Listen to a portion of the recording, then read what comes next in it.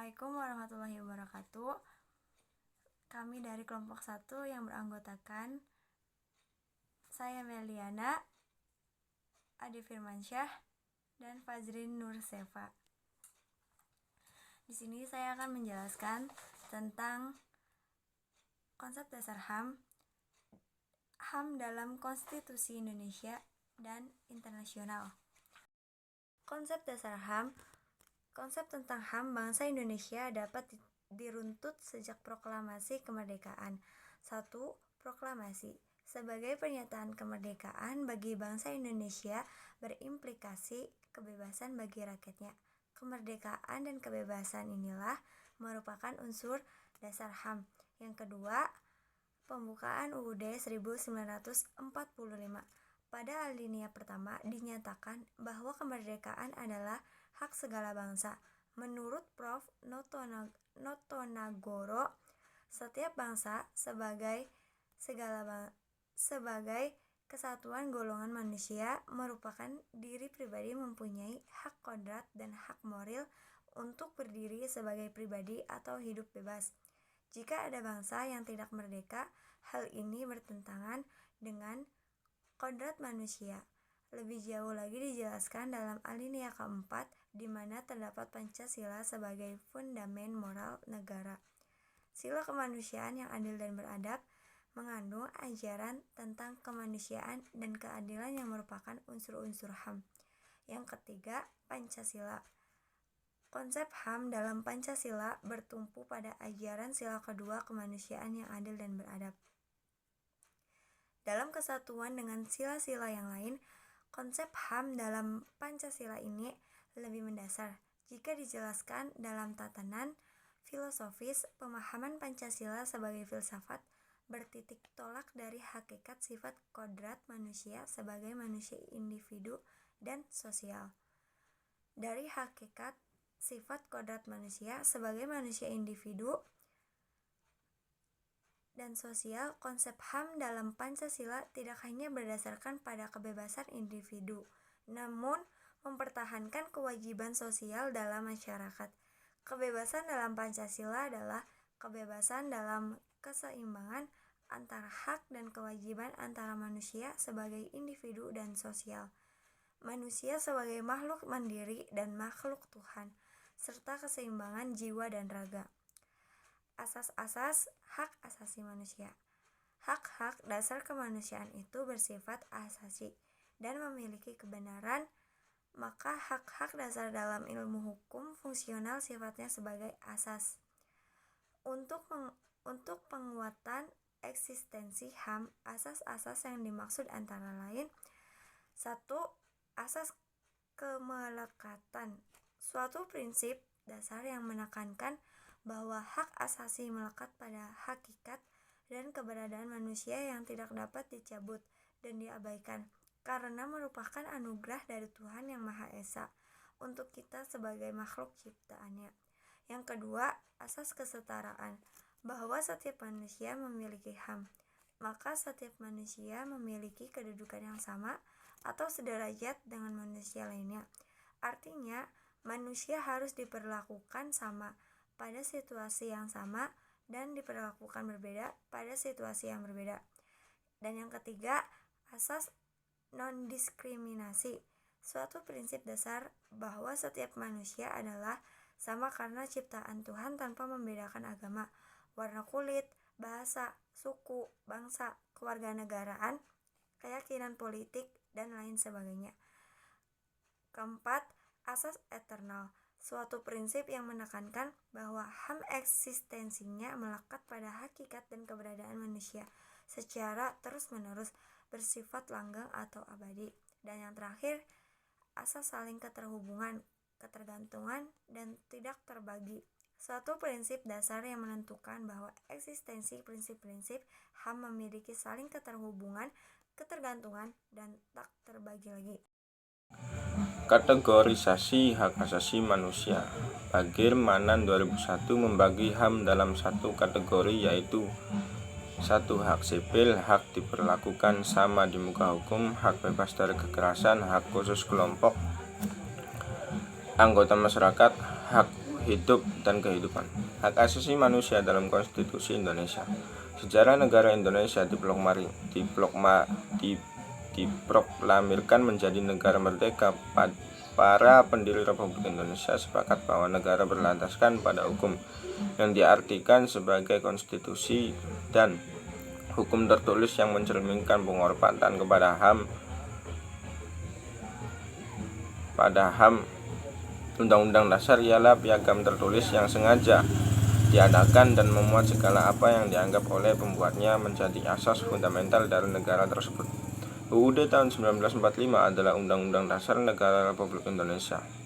Dalam UUD tahun 1945 ditegaskan bahwa sistem pemerintahan negara Indonesia berdasarkan asas hukum.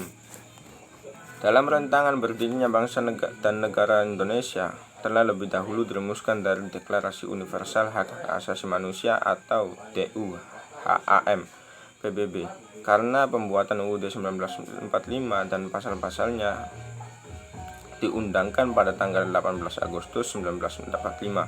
Adapun Deklarasi PBB pada tahun 1945, hal tersebut merupakan fakta pada dunia bahwa bangsa Indonesia sebelum tercapainya pernyataan HAM sedunia oleh PBB telah mengangkat dan melindunginya dalam kehidupan bernegara yang tertuang dalam UUD NRI 1945. Hal ini juga telah ditekankan oleh para pendiri negara, misalnya pernyataan Muhammad Hatta dalam sidang BPUPKI sebagai berikut. Walaupun yang dibentuk itu negara kekeluargaan, tetapi masih perlu ditetapkan beberapa hak dari warga negara agar jangan sampai timbul negara kekuasaan. Prinsip termuat dalam naskah pembuatan UUD NRI 1945 dan pembukaan UUD NRI 1945 merupakan sumber normatif bagi hukum positif Indonesia, terutama penjabaran dalam pasal-pasal UUD NKRI 1945. Hak asasi manusia dalam Konstitusi Indonesia Internasional.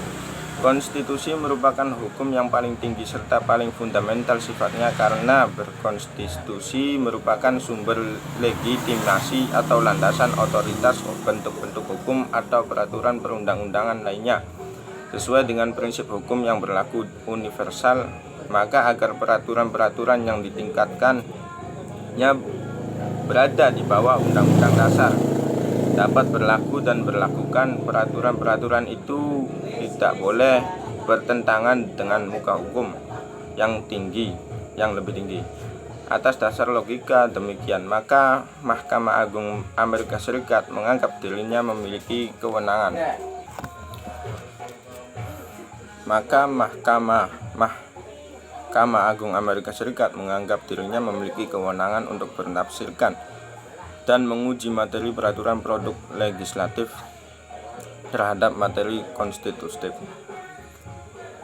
Di Amerika Serikat, perjuangan hak-hak asasi manusia itu disebabkan karena rakyat Amerika Serikat yang berasal dari Eropa sebagai imigran merasa tertindas oleh pemerintah Inggris. Hal itu berlainan dengan apa yang dialami oleh bangsa Prancis yang pada abad ke-17 dan ke-18 dipimpin oleh pemerintahan raja yang bersifat absolut.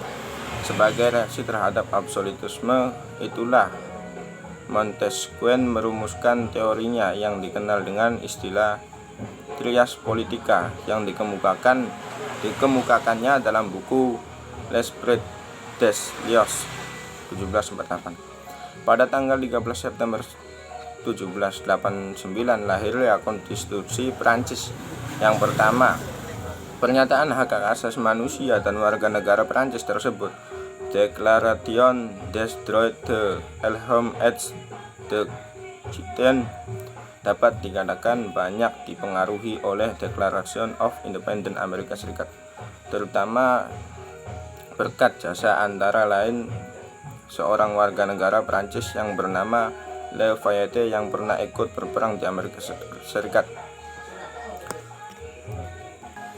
Setelah rakyat Amerika Serikat berhasil mencapai kemenangan dan tahun 1776, Lafayette kembali ke Perancis dengan membawa salinan naskah deklarasi tersebut. Pada waktu Perancis menyusun Declaration des droits de l'homme et citoyen 1789, Declaration of Independence Amerika Serikat 1776 itu banyak ditiru. Kemudian dalam perkembangan selanjutnya deklarasi tersebut banyak ditiru pula oleh negara-negara Eropa lainnya. Kurang lebihnya seperti itu. Ada beberapa instrumen hak asasi manusia yang bersifat regional, yaitu yang diberlakukan di wilayah Amerika, Eropa, dan Afrika saja. Instrumen hak asasi manusia yang berlaku sebagai tambahan di kalangan negara-negara Eropa atau yang biasa disebut sebagai European Human Rights Instruments adalah 1. Convention for the Protection of Human Rights and Fundamental Freedoms tahun 1950 beserta 13 protokol tambahan. 2. European Social Charter tahun 1961 sebagaimana telah diubah pada tahun 1991 dan 1996 dengan protokol tambahan pada tahun 1988 dan 1995. 3. European Convention for the Prevention of Torture and Other Inhuman and Degrading Treatment tahun 1987. 4. Final Act of Helsinki tahun 1975 dan Follow-up Process of SCSE and OSCE with Charter of Paris for New Europe tahun 1990. 5. European Charter for Regional or Minority Language tahun 1992. 6. Framework Convention for the Protection of National Minorities tahun 1994. 7. Charter of Fundamental Rights of the European Union tahun 2000.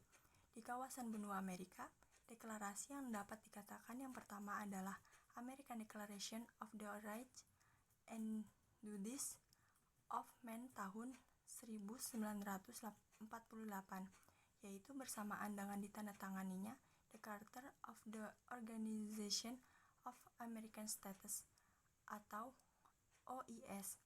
Sampai sekarang tercatat ada 7 instrumen hak asasi manusia yang telah diadopsikan di wilayah Amerika, yaitu 1. American Declaration of Human Rights and Duties of Man tahun 1948.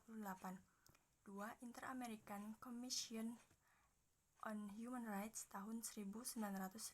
3. American Convention on Human Rights yang diadopsikan pada tahun 1969 protokol tapi baru mulai diberlakukan pada tahun 1978.